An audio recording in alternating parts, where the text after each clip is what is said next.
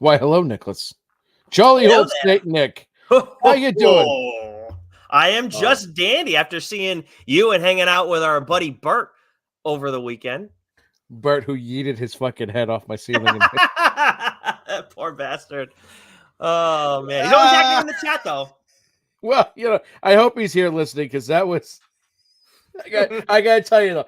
So it was wonderful to celebrate Billy's birthday this weekend. Happy welcome to the 40 Club. Billy's a man. He's 40. Welcome. And it was a lot. It was a lot of fun. His family put together a hell of a party. The food was excellent. Everyone there was fun to meet and hang out with. And then we went to Encore afterwards. And we won some money. We lost some money. We had Shake Shack. But my favorite thing from the weekend was sitting at the Friendly Toast with my wife, my daughter, yourself, and Bert. And we all order our drinks, coffee. I get coffee and cranberry juice. Violet gets an apple juice. And this big bitch orders himself a fucking chocolate milk. just in classic, it was wonderful. Man's a good soul, though. He's a good soul. He's a good soul. And it's like I had my two children there. One ordered apple juice, the other one ordered chocolate milk. So with that said, ladies and gentlemen, boys and girls, listeners of all ages, the Dork Shared Gooniverse and Geeks Worldwide Radio proudly presents to you the greatest, and I mean the greatest. Don't you ever forget that we are the greatest podcasting team in the world. He's a Fry Guy, Nick Fryer. I'm your friendly neighborhood backcracker, Dr. Joe, and together we are the TLDR Comic Book Club, baby. Nicholas, you ready for Christmas? Oh, I am ready for Christmas, and Christmas came fucking early for our listeners this year. That is for damn sure, because right after Thanksgiving, what happened? Fireside chat, and oh, guess what? One more fucking Fireside chat. That's right, 3 to end the year, and we got the annual coming at the end of this month too, which is going to be a load of fun. Joe's been doing a ton of prep work, so it's going to be nice and easy for me when it comes time for us to do our annual. But man, we didn't just get in there. We didn't just, finish things off, quietly either. After we had Axel Alonso on Michael Coast to talk about AWA, which, by the way, we're seeing some news about new AWA titles. If you're a listener of this show, you would have already known about some of those things that people are hearing about just for the first time on Twitter this week. And on top of that, we talked to Kyle Starks, and then we wrap it up with who, Joe? Talking about who? Well, Constantine rhymes with swine. Ooh. We spoke with Si Spurrier about all things Constantine, as well as a little Damn Them All and some X-Men and Spider-Man. And we may have hit a home run with a buddy cop movie pitch. Oh, yeah. And we had a lot of fun swearing, too, which was a ball. Yes, it was so much fun. And like I said in that conversation, I get excited for all our interviews. Like, we had a blast with Kyle Starks. We always have fun with Axel. Just to name the 2 recent ones that we did, but there's so many other great conversations that we had. I mean, you look back at earlier in the year when we had Rodney Barnes on with Jason Sean Alexander. It was honestly the roast of Jason Sean Alexander. Yeah. If you guys haven't caught it already, Rodney just ripped him to shreds.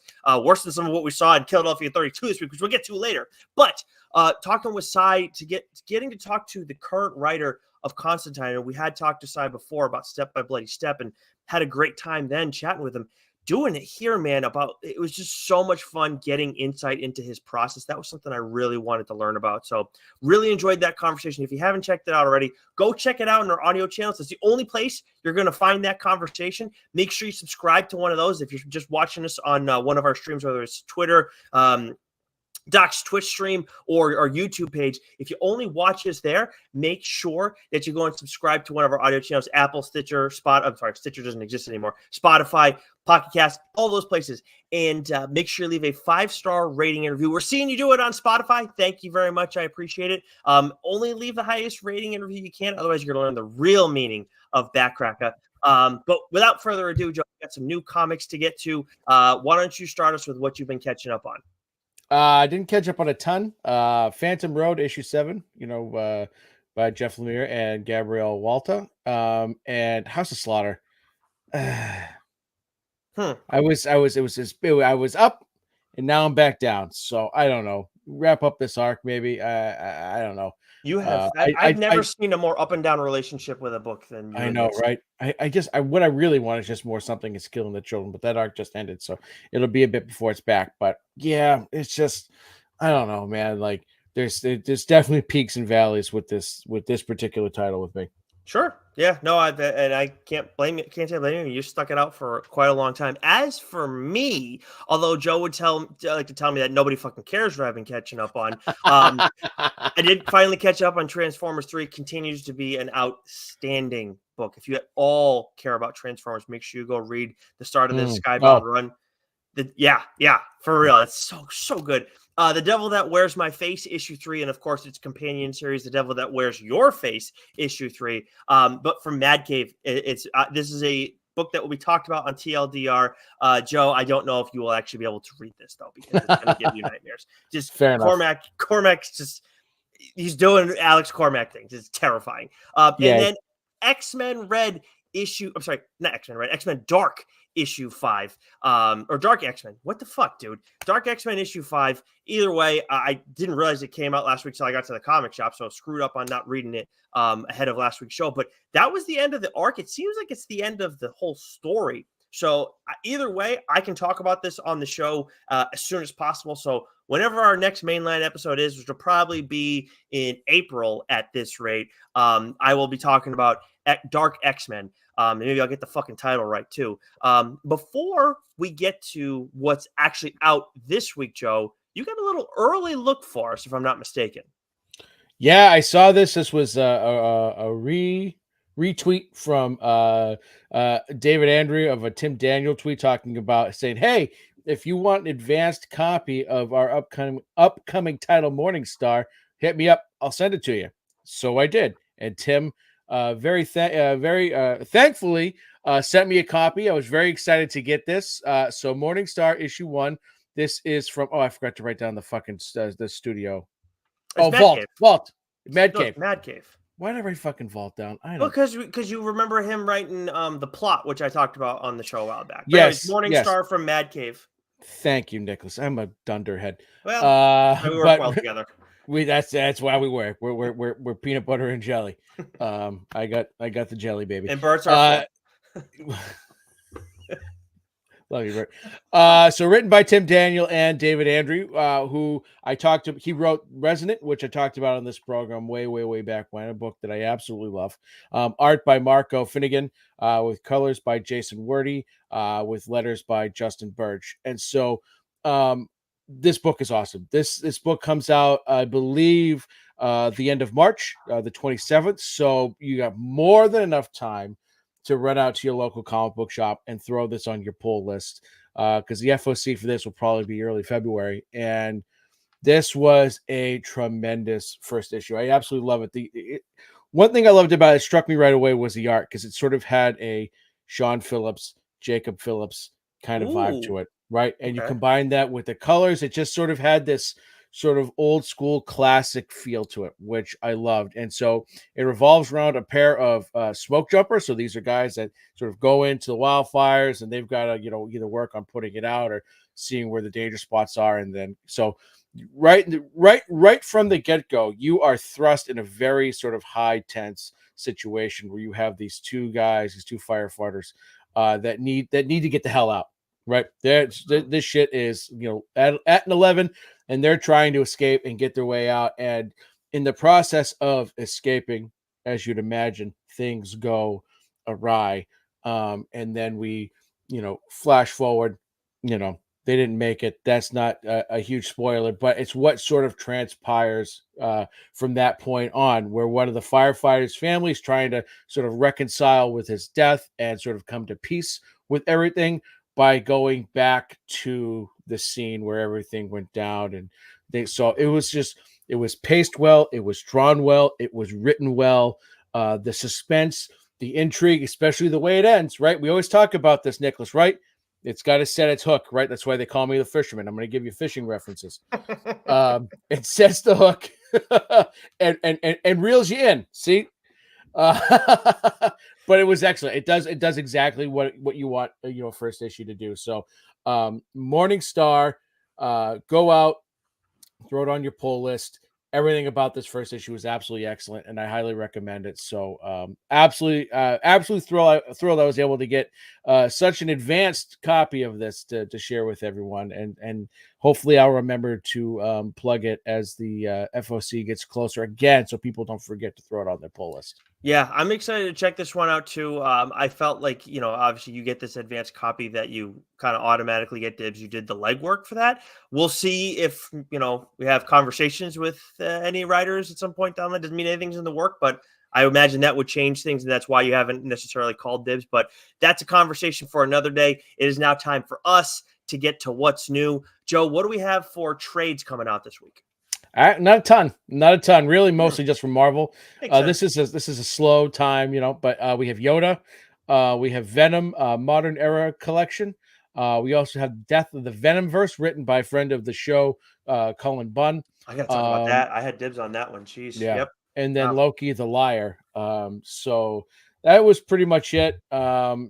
So then if we just, again, it was like a light week. And when I say a light week, we get a lot from the typical studios that we talk about here, but a lot of the other indie publishers that we talk about, not a lot coming Right. out this past week. So for New Comic Book Day for 12/20/2023 from Marvel Comics. Now, one thing I'm going to admit to right now, Nicholas, this thing might be rife with errors. Oh boy. This is one of those things where, so little peek behind the curtain here. Monday nights, I get home from work, have dinner with my family, put my daughter to bed, and then I come down to the Beat Lab and start to get to work, where I'll type up the notes, and then I like to try and do some reading, right, for the so we can talk about the books. And I was so fucking tired, mostly because I am over 40, and we were out till 2 a.m. Saturday night. So I've been feeling it too. I pretty much got these notes and then went right to bed. And so this is gonna be rife with errors. But anyways, I digress. I'm Ron Burgundy. From Marvel Comics, we have The Amazing Spider-Man issue 40, Wolverine issue 40, The Incredible Hulk issue 7, Darth Vader issue 41, Gods issue 3, Uncanny Spider-Man issue 5, Doctor Strange issue 10, Uncanny Avengers issue 5, Dr. Aphra issue 39. How that is 39 issues? That's wild. Yeah, that's crazy. Superior Spider-Man issue 2, Spider-Boy issue 2, The Spine Tingling Spider-Man. I don't know what number. See, already there's a mistake. Astonishing Iceman issue 5, the original X-Men issue 1, Star Wars The High Republic issue 2, Alien issue 2, Daredevil Black Armor issue 2, Cap Wolf and the Howling Commandos, again, don't have an issue number there. Star Wars Revelations issue 1, and I wrote ROM and the X-Men Marvel Tales issue 1. I know ROM is an acronym for something, and I don't remember. Attaboy, stay hot. I will say on a quick X-Men note, I didn't get a chance to read original X-Men. I started on it, but that was like the last one I was trying to cram in. But it looks like it's like look back in time, and then we're bringing the original X-Men to, like, we're talking like Jean when she was referred to as Marvel Girl, primarily Beast before he had his blue hair.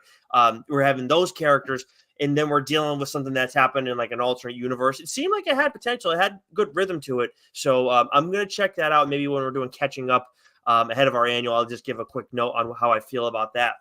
But moving over to DC, I know we're not planning on digging into Nightwing issue 109 this week.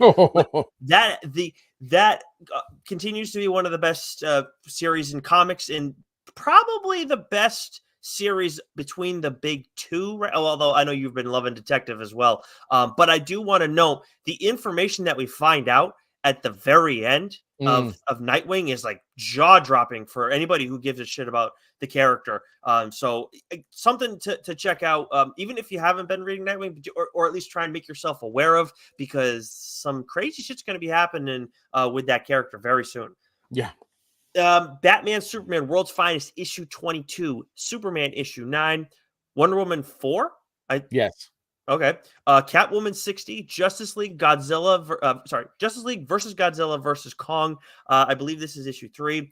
I've been hearing great things about this title. Haven't checked it Oh, out yet, but that's Bucalato, Bucalato. oh, yep. Yeah, Ryan, yep. who's writing that? Green Lantern War Journal issue 4, Jay Garrick, The Flash issue 3, Hawk Girl issue 6, Batman Offworld issue 3, Harley Quinn Black, White, and Redder issue 6, Titans Beast World Central City issue 3, and now it's time for us to finally dig into some books and not just list a bunch off. What do we got from AWA, Joe? So we are going to call this the AWA Power Hour, baby. Ooh. So starting first up, Red Light issue 2. Mm. Man, I absolutely raved about the first issue. The art, the colors, the writing, everything about it. Sarah Cho is the writer, and Priscilla Petrades is the artist. And holy cow! So the first issue was great because it sort of set everything up.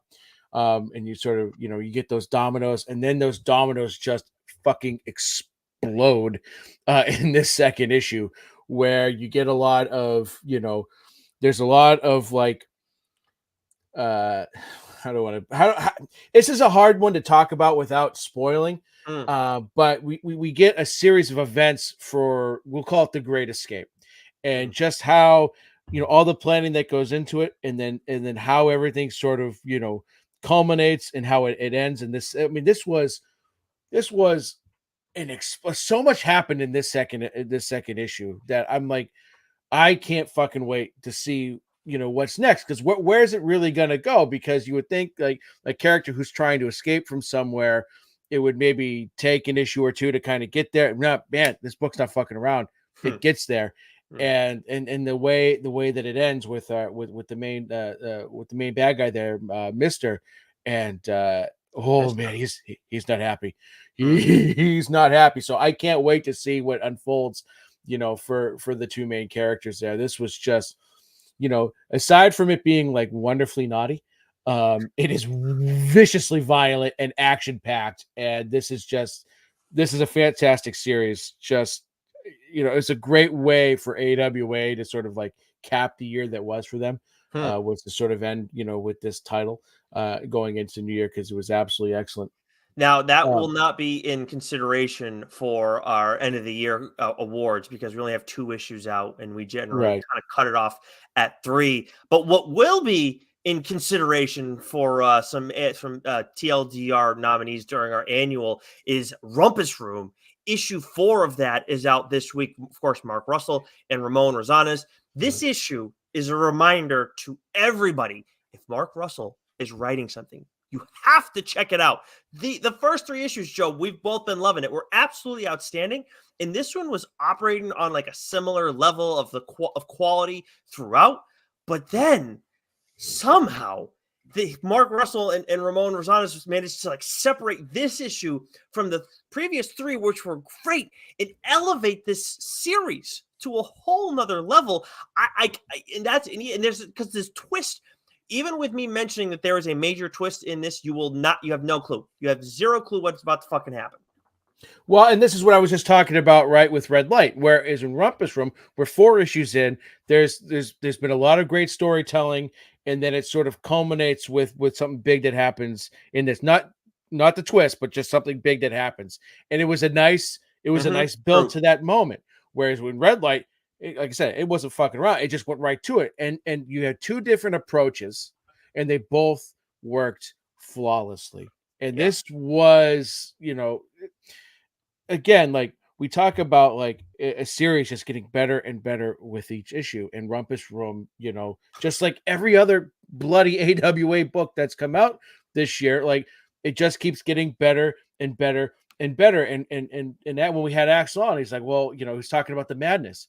He goes, well, we'll just wait till the last 2 issues, right? You haven't seen anything yet. Yeah. And he wasn't fucking kidding, right? We still have 1 more issue of the madness to go. Yeah. So like, we talk about AWA, I know we discuss them a lot, but I can't think of a publisher really, and this is not hyperbole. This is not, blowing smoke up anyone's, but this is all like This is all legit. I can't think of a studio that has had a better batting average, a better slugging percentage, just has really hit on all cylinders like they have this year. Like Marvel's given us great books, DC's given us great books, Image has given, they've all given us great books. Mm-hmm. But neither of us have had, even a meh thing to say about any of their titles this year. No, and I'll take this a step further. I know the madness has been might end up being to date your favorite AWA title to like this point in their young little time that they've been around as a publisher. Rumpus Room is an all-time AWA title. No questions asked. We're not done yet. And Rumpus Room is one of the best books to come out of 2023. Period. Like, don't be surprised that this is in the Eisner conversation. And it shouldn't surprise anybody. Mark Russell was the writer of Not All Robots as well. So amazing stuff from this series. And if you want to know more about it, you haven't been reading it, go check out our Fireside Chat with Mark Russell, which happened. I mean, it was before the first issue. I don't remember exactly when that all lines up, but had a great time chatting with him. But yeah, definitely. And if you've been trade waiting, which again, like especially with the smaller publishers, Joe and I aren't ones to encourage that. But if you did that and you get the trade for this, you're gonna fly through that thing in one sitting. This shit reads so fast. Then from Boom, we got quite a few books that we checked out between the two of us, but nothing that we wanted to dig into. You've been reading Rare Flavors issue 3, Hunt for Skinwalkers issue 4. Excellent. I know you checked out Animal Pound issue 1. Not my cup of tea. All right. And then we got Abbott 1979 issue 2. And then I read Lotus Land issue 2, which I was really high coming off of that first issue. The second issue was middling, I would say. So it has a chance. I'm not out, but it was like there was an interesting twist in the mix, but I didn't go where I just didn't move at the rate I think I was expecting to. I'm not sure what it was, but it didn't do it for me. What do we got from Dark Horse? We have Masters of the Universe. I apologize for not writing down the issue number. Same thing with Cyberpunk 2077. This is where I really started to nod off, Nicholas. I'm not going to lie. From Dark Horse, that was a real struggle for me writing these notes.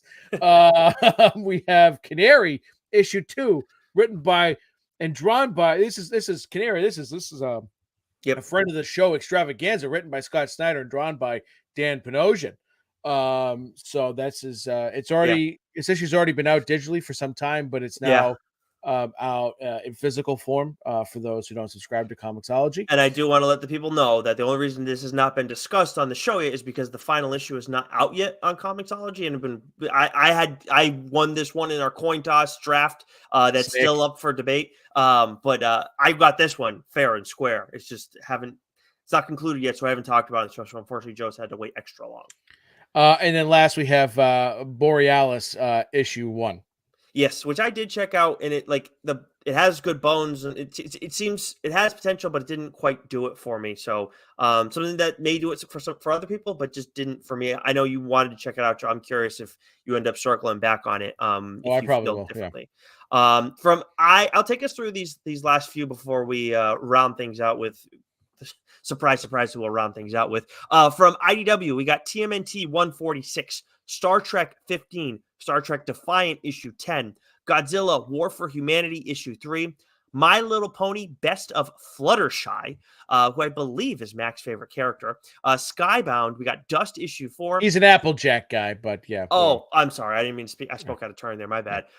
Snow White Zombie Apocalypse issue 5, The Maze Agency issue 1, Total Party issue 1, and Total Party Killer issue 1. Ablaze, we got The Agent 1, and then The Prism issue 3. Ahoy, we got Project Cryptid issue 4, which Doc is all over that. From Whatnot, we got The Plot Holes. I believe it's issue 5, the final one. I believe it was only 5 issues. But this is a series I talked about when it was an Indiegogo campaign.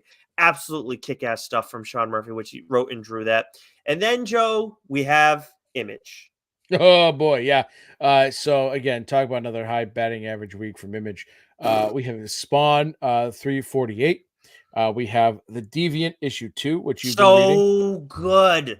So good. I don't want to get into it more. I'll save it for when I get to the when I talk about it on Mainline.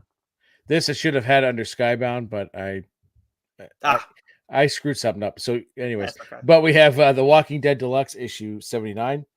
We have Geiger Ground Zero. I wrote 3. I believe that's issue 2. This is boy. something something I have to catch up on because I love Geiger. So Mhm. I gotta go check this out. Undiscovered Country issue 27. I feel like it's been a dog since it was last mentioned the last issue of Yeah, Undiscovered Country. unfortunately. We have Hexagon Bridge issue. I wish I could tell you. Creep. So, oh, it's Hexagon Bridge Fork, right? Because see, look, I wrote it down twice because I was fucking. Wow. Yeah, I told you, man. Like I literally like as soon as I finished, I went right up to bed and fell asleep. So Hexagon Bridge issue 4, Creep. So issue 4. And then I know we don't have this one underlined, but the New Burn issue 13 by Yeah. Mike Chip. Yeah. The end. Man, the whole issue, man. This whole arc has been so fucking good. But Yeah. this particular issue in and of itself was excellent. We have 3 books, surprise, surprise, that we want to chat about and share with you guys. So, Nicholas, why don't you kick us off? Yeah. So we got a one shot from Image, Shift, which of course is a character from the Masterverse. He was having there was a part of the Image anthology series. He was featured in that. Kyle Higgins was writing that, which this featured quite a few different artists. We got Daniele Di Nicuolo who kicked things off and came back midway through. We got Francisco Mana, Danilo Beiruth, Geraldo Borges, who is the artist of No One. And then we also have Chris Evan, and this is a 60 page collection of that Shift story. And there's also a bonus short in there. I think it's like 5 pages, which is about Shift's role in the Catalyst War. The big thing here is if you've enjoyed this character at all and you didn't stay up to date on it in the Image anthology, go pick this up. Don't hesitate. Don't think twice about it. Give some great insight into how this character ticks and like why he is the way he is. I feel like after the Catalyst War, if assuming Shift survives it, he's gonna. I would think Kyle has to consider like if it's not an arc in Radiant Black having his own Shift title because there's a lot of potential with this character and it's just from this little bit alone. Well, I wonder why you would put a collection of that character's work, over like because I've correct me if I'm wrong, right? It's just a collection of all the appearances he's made throughout the Nope. titles, right? Nope. Oh, okay. I misread that then. Yep. Nope. It is his own story, and also too, like I just want to know one of the coolest looking characters in all of the Masterverse too. And I think we talk about it all the time. They got some great designs, but Shift might. I don't know if Shift's number 2, but he might be. Rogue Sun's obviously my number 1, but he's up there. Yeah. Regardless, I feel like you put this all together so that you could. There's got to be something more. Yes, right? I agree. Yes. Right. Yes, So like what other reason? So I misread. I thought for some reason it was like, oh, like just like okay, here are all Shift's appearances and we're putting them all in one place for you to kind of get caught up. So I misread that, but still, like this seems like the perfect opportunity to say, hey, here's this awesome character that lives in this universe. Why don't you get familiar with them because you may or may not. Because this is pure fucking speculation, Nicholas. Oh, Pure fucking speculation. We still have to catch up, but we don't know. Do we know who survives like the Catalyst War? I don't know. Is it Nathan? Is it Marshall? Is it neither? Yeah, right. I don't know. So who knows? Yeah. But yeah, but yes, but pick up Shift. It's a fun one shot for sure. If you like that character at all, if you're interested by that character's look, I'm telling you, you're going to be interested by the writing that surrounds this character as well. Definitely worth picking up. Kick-Ass. I don't know if there's variants for the cover, but the main cover like is killer too. I don't know who did that one. But Joe, we got 2 other Image titles that we want to talk about. A lot of killing in both titles and in both issues. Where do you want to go? Let's go with Kill Your Darlings, issue 4. Right, like sick fuck. So the one thing I want to say about this real quick, because this might be the most important thing. I mean, well, not the most important thing, but like the writing's been spectacular, and I love where the story's going, and I love what takes place in this particular issue because this is I think the heaviest and the most action-packed of all the issues so far. The art in this issue, specifically the colors, It's brilliant. Yeah. Just absolutely fucking brilliant. Like I loved every page, every panel, the sword, the colors that you get, from all of that. Like it was one of my favorite books to just visually look at from the year. The art needs to really, I think, like, because the artist's name, please. Bob It's Quinn. yes, man, just absolutely hits a home run. It's beautiful, and but like when he needs to get vicious, he gets vicious with it, and it all Yeah. fits. And just like that's what really stood out to me, and that's not to take away from the guy's writing either, because I love where this issue went, and I love where the story's going, and Mhm. like some of the callbacks to the first issue that we get in here. It's just brilliant stuff. I know this series isn't finished, but damn, is it giving me great pause for consideration of series of the year.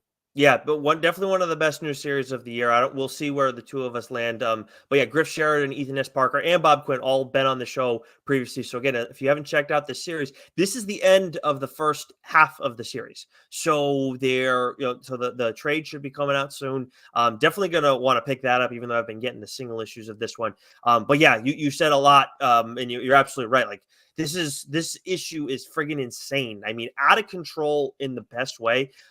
Vicious, and that's the thing this has been an awesome story. I feel like I'm going to echo what you said, but it's honestly the truth. It's been an awesome story, but it's been a crazy visual experience because Bob Quinn is able to go from like these cute, cuddly characters to this crazy violence. And there's never been an issue where the violence has been on more display than this issue. And that's saying a lot. Like the end of the first issue was one of the craziest things ever. And like you said, we get some callback to that first issue and it's in the first few pages, and it's like they do such a good job of making me stop and be like, wait, what? Yeah. What? And you just and then they don't. Sometimes they'll go and give you a bunch of other stuff, but they don't give you that fucking thing. And it's like, God, I gotta wait another issue for it. And you kind of forget about it. But when I'm going back through the page, it's like, fuck, that's Yeah. right.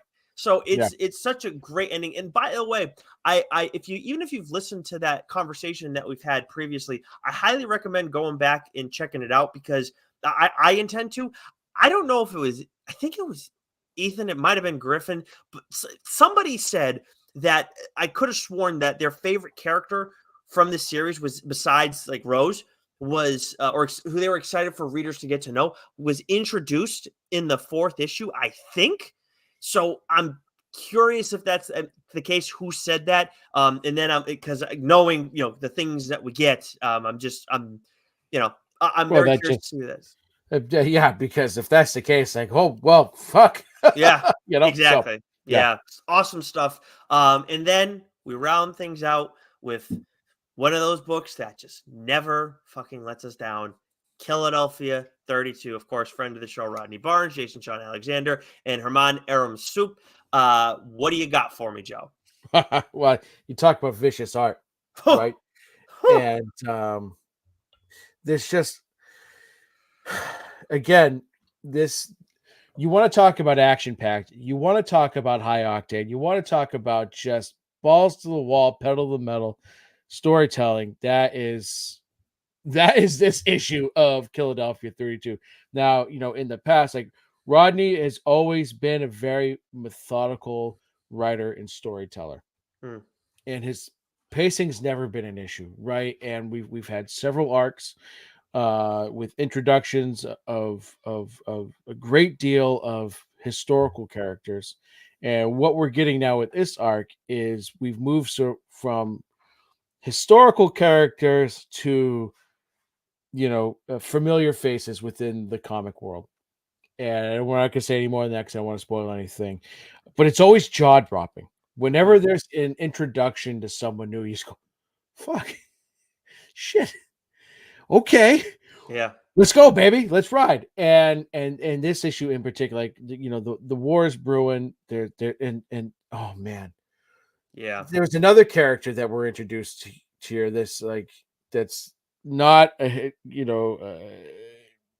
again, I don't want to spoil anything, but like the way that this character just runs, just his rampage through this issue was just like, Yeah. you're a sick fuck. Yeah. And it's just like every page, man. It just this is one of the faster paced issues he's done in a while. That's true. And I'm here for it. This was the character that we get introduced to early on in the issue. Like that whole story happening in the background is like it's like absolutely fucking wild. I mean that story provided us one of the most gruesome, terrifying images that we've ever gotten from a Philadelphia story, and that is saying a lot. If you've seen, even if you've only caught like glancing pages and you haven't read Philadelphia previously, like even if you just caught glancing pages, you know that like whether it's been Herman or if it's been Jason Sean Just Alexander, look at the covers. Yeah, just there you go. It's been crazy, and like you said, like another epic character is entering the mix, and I just like, oh, I'm sorry, we get a new player entering the game. And then why do I have? I made a weird note. Anyways, but the other thing I wanted to note was that the like we're all the stuff that we're talking about, we're not even getting to like the cool like Spawn stuff that we get in this issue, or the which played into the fast pace that you did talk about. But then the stuff from Anansi too, like that was a huge issue for him as well. So I really, I mean, just Philadelphia never disappoints. If you're not reading it, I mean, you're missing out. I don't know what the fuck you're doing if you're not reading there a rare instance where the subplot sort of dominates the main plot and just has you like you could have just given me that without any of the Spawn, Corson, Anansi stuff. It just had that guy, right? That we get. Yeah, and it still would have been a fucking phenomenal issue. Yes. By the way, I just remember what I was there. There's an important player who I really enjoyed the addition of, and that character is coming back into the mix as well. So and that plays into some of the other stuff we've talked about. But again, we don't want to. We're speaking in vaguities or whatever. I don't know if that's an actual fucking word, but we're doing that for a reason, obviously, because we want you guys to go check all that stuff out. But that is it from us this week, Joe. Wow, we managed to keep that nice and tight. Look at us. I know, got to make up for it because for what we're gonna have for you guys next week, because that annual, strap in, everybody. It's gonna be a fun time. But until then, Joe, stay sexy. You know it, baby. Ho ho ho.